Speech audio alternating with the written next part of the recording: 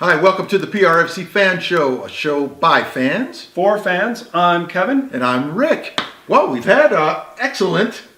No, it has not been been a bad time. We've had 3 games. Death by gunslinger. There you go. We've had a rough time, man. It's been 3 games. It's been 3 losses. Ouch. It's really hurt. You know, okay, we could talk about the irony of Josh saving the game for Sacramento and all that stuff, but I would rather focus on the good. You know, I think focusing on the positive is a good thing. Yeah, and the positive really was the fans. When we were in Sacramento and we were down 2-0, I popped out and talked to a couple of different fans to see if they still truly believed if we could pull off an upset against Sacramento. Let's see what they had to say. Hey, we're the Klein family. Nice to meet you. This is your first time? Yep. First game. First game. Awesome. So we're down 2-0. Do you think we're going to be able to come back? Yeah, absolutely. Of course we're coming back. Prediction on a final score?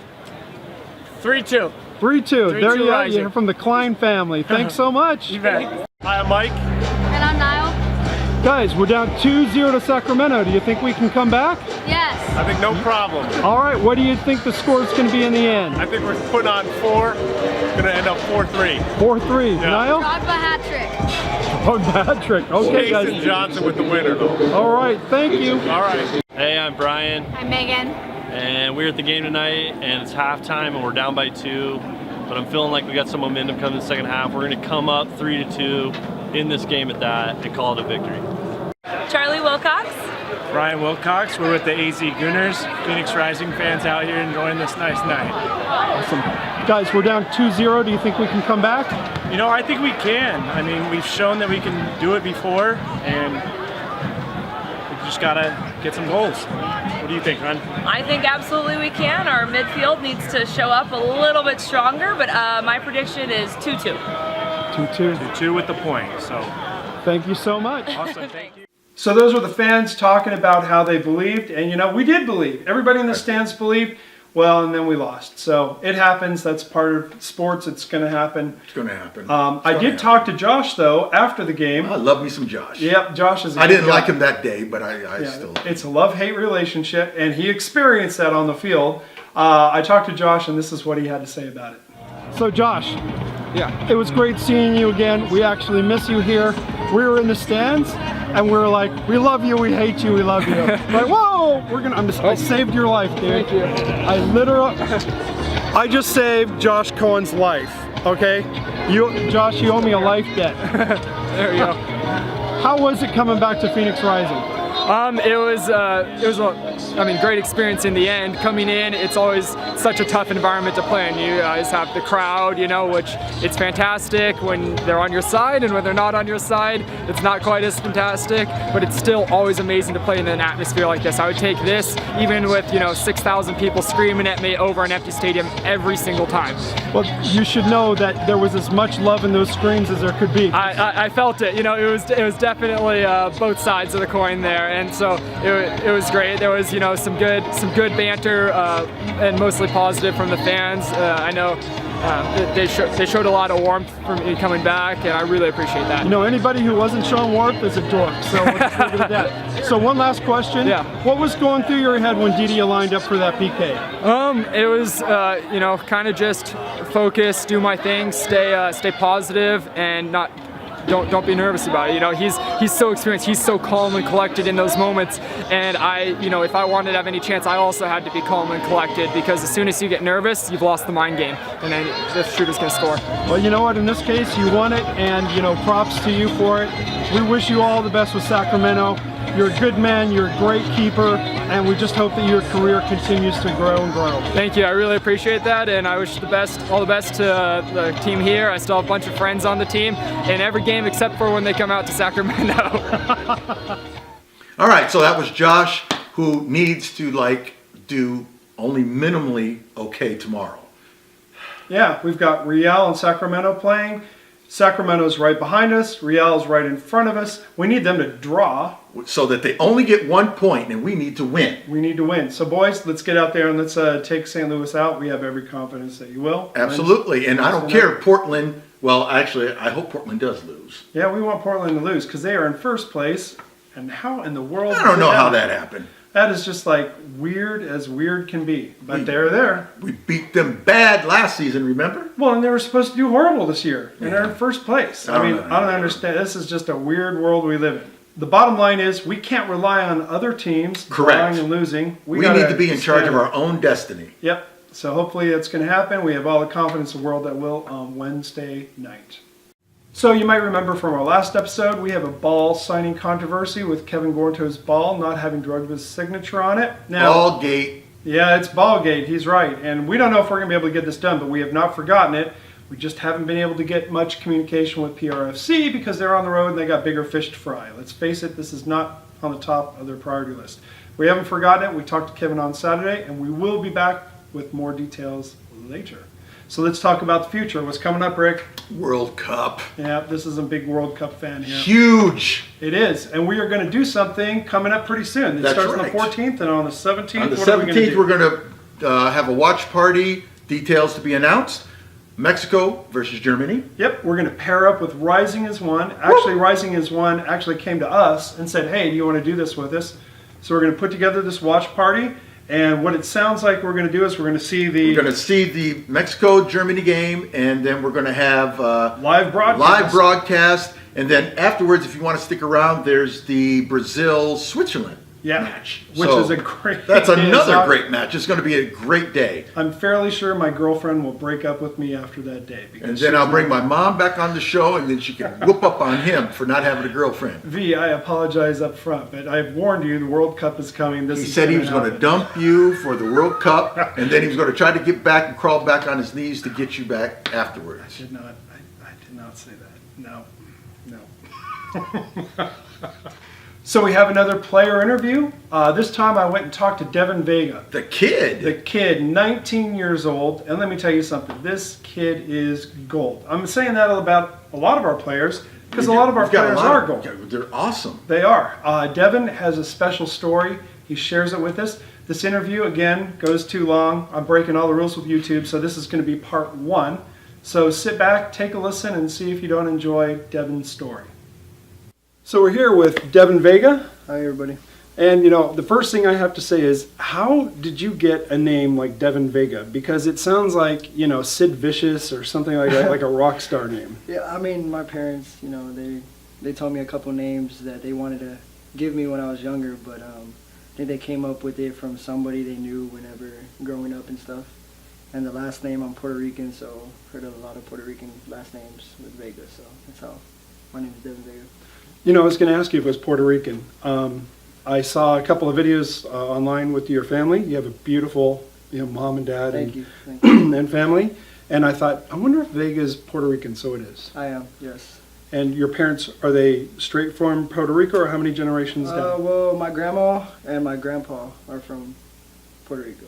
Okay. So my dad's Puerto Rican on his side, and on my mom's side, they're Mexican. Okay. So, yeah, I'm mixed in with both of that. Not a bad mix. Yeah, it's pretty good. So, have you lived in Texas all of your life? Yes, I was born and raised in Texas.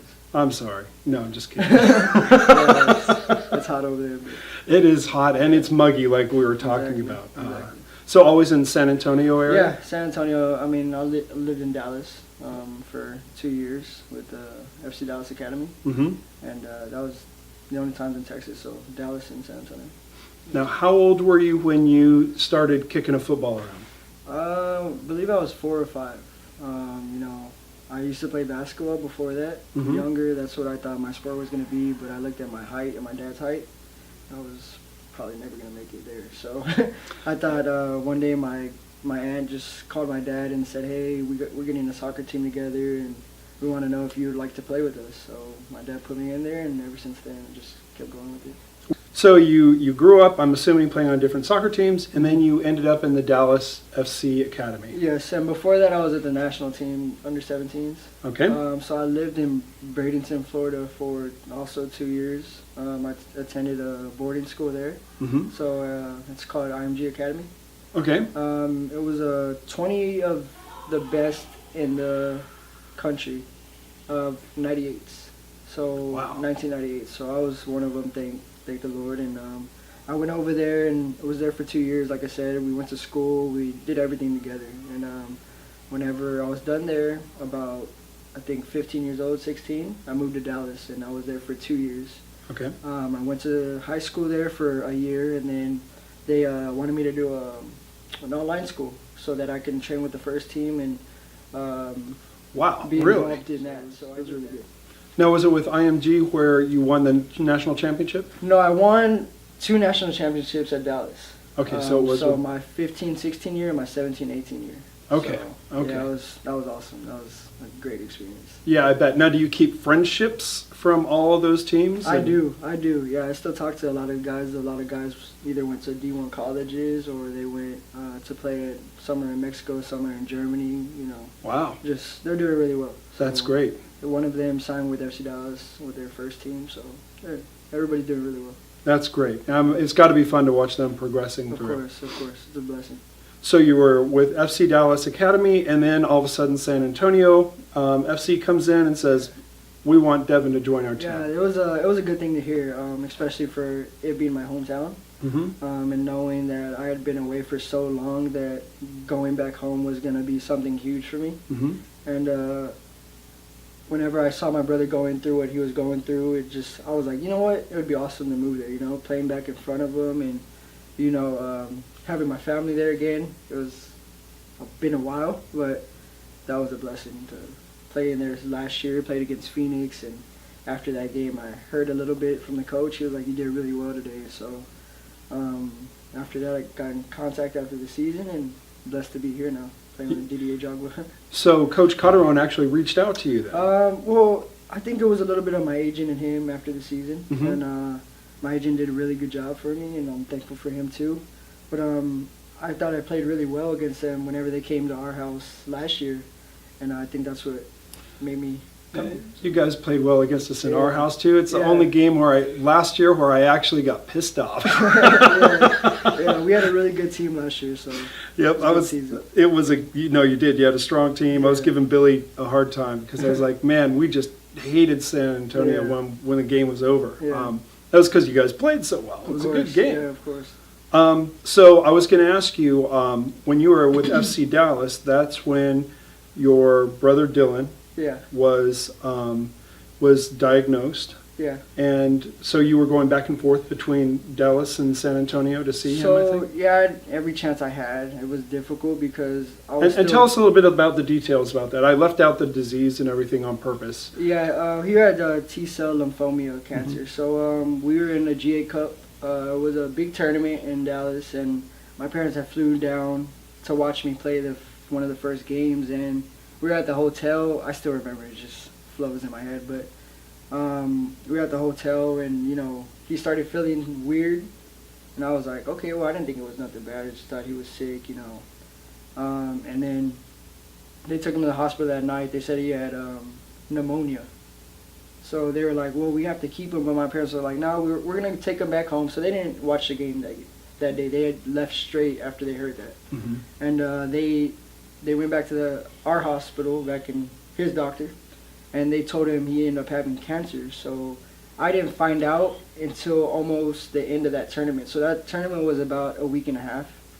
And they didn't tell me anything, my parents, because obviously it's so difficult to hear that, you know, as a mom and dad. And you know, I heard it in their voices. It was weird because they weren't calling me asking, hey, how's the tournament going? And I was just like, you know. Where's the support? Yeah, my dad's always calling me asking if I scored a goal or, you know, just stuff like that. But I don't remember hearing from them. I knew they were at the hospital, but because he had pneumonia, not because he had cancer. But my sister ended up calling me. She was in the backyard of my house, and back in Texas. And she was like, hey, I need to talk to you. And I was like, okay, well. And this was the day before the semifinal of that tournament. And then just, that's where everything popped off. But Yeah. Now, how did you focus on, I know that your brother wanted you to keep playing. Yeah. And your parents and family, I think, wanted you to keep playing Of too. course, yeah. How did you keep your focus during that time? It was more of a, you know, I sacrificed a lot to be where I was. And no matter what, I knew they were going to have my back, you know? Sure. And I knew he was always watching me, and, you know, it's hard because I still cry to this day. It's okay.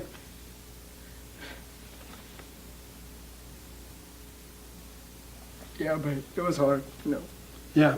When no, look, I can relate. I had a similar situation with my sister, and I lost her about 4 years ago. And Sorry about that. you know, it happens. But I understand that feeling that just kind of swells up inside of you, right? Yeah. And so, kudos to you. You love your brother. Thank you. The best thing here that I saw, there's a great video on YouTube about this story, and the love and support that's there for you as a player, and the understanding and the desire that everybody wants to succeed. Of course. And then, of course, then you're coming from Dallas to San Antonio all the time to Yeah. visit your brother and doing everything you can do as a brother, and the support there. You know, there's so many unhealthy families out there in the world today. To see that story and see how wonderful it Of course. is just fantastic. Yeah. So it was just bus rides, planes every other week maybe, Hmm. and it was just a couple, maybe 2 hours at a time where I could, go in there and just say hi and, let them know that I'm there, even though I was miles away. Sure, and that's enough. Yeah. You know. Yeah. So he's fine now. He's doing great. Yeah. Just a normal kid again. Does your family come here to the games in Phoenix ever? They have one time, and he came too. So Great, yeah. wonderful. I hope that that the PRFC crew treats them well. of course. You know. Thank you. Thank you. Yeah. Actually, we were talking about Sam. Sam, you're getting a shout out here. Also, yeah, thank you, Sam, for everything you do. So. Yeah, he is. I mean, he is wonderful. He's a Of great course, guy. He's an awesome guy. So that was part 1 of the Devin Vega interview. Part 2 will be on Monday, and then we'll have another show on Thursday. So we want to get that rhythm going so that you guys know exactly what's going on with our show. Yep, and it was a great interview. What a good kid. We've got lots of more good stuff lined up too. It's going to be fun. awesome. So please subscribe to our YouTube channel right below. Yeah, subscribe. Subscribe. There. Subscribe. We would really appreciate it. We appreciate you watching this show. We are the PRFC Fan Show, a fan show by fans. For fans. Why are we pointing? Because it's awesome.